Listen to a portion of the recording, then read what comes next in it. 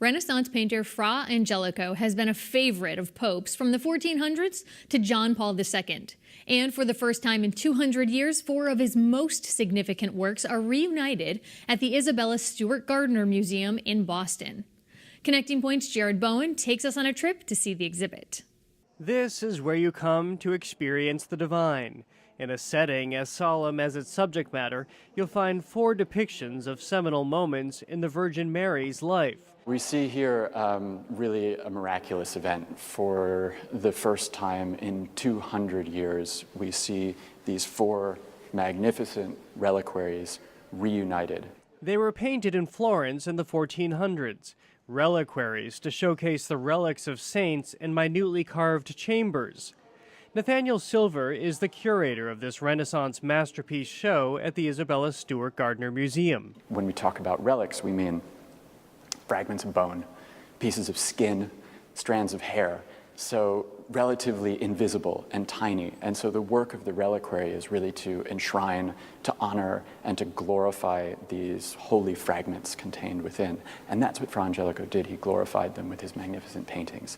Fra Angelico was one of the most acclaimed and sought-after painters of his day. By his late teens, he'd racked up commissions from the Florence elite, and by his 20s, he was working for the Pope. Getting a commission from the Pope was the ultimate imprimatur of success. Fra Angelico's patrons and fellow artists all agreed he could paint like no other.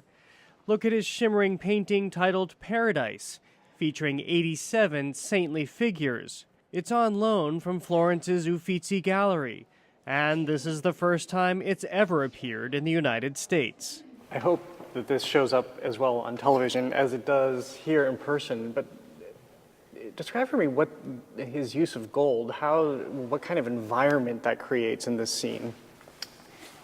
This painting sparkles with the dazzle of heaven. The Virgin and Christ are almost depicted as if they are the source of illumination in this painting, and that light spreads out for them in visible rays, and you can see the trouble he's taken in these hundreds of etched lines into the surface. These lines are what light up the painting as you're walking by it. They actually make the figures come alive. Fra Angelico painted the reliquaries at roughly the same time. By then, he had joined a Dominican order, taking a vow of poverty, chastity, and obedience, while devoting his life to art. His name when he entered the order was Guido di Pietro. It wasn't until after his death that he became Fra Angelico. Fra Angelico was dubbed the angelic painter. It's singling him out as a painter intellectual of legendary proportions. The reliquaries had similar significance. Sacrosanct, they were typically kept locked away. The general public could see them only during rare celebrations and never together. It was only the most esteemed visitors, somebody like the Pope coming to visit, who would have actually had the experience of seeing them all at once, all in the same place. So the experience we're offering you here is actually an experience fit for a Pope, essentially, the very VIP experience. The exhibition was inspired by this reliquary, the Gardner Museum's own and the only one to have left its home in Florence. It depicts the Virgin Mary's ascent into heaven amid a chorus of festive angels. They actually seem to be revolving around the Virgin, who acts as a kind of pivot for this entire scene.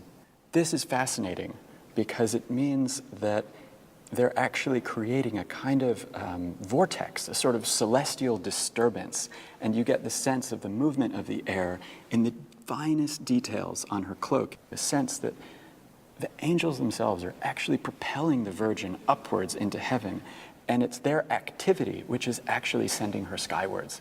This is totally new. No one's done this before.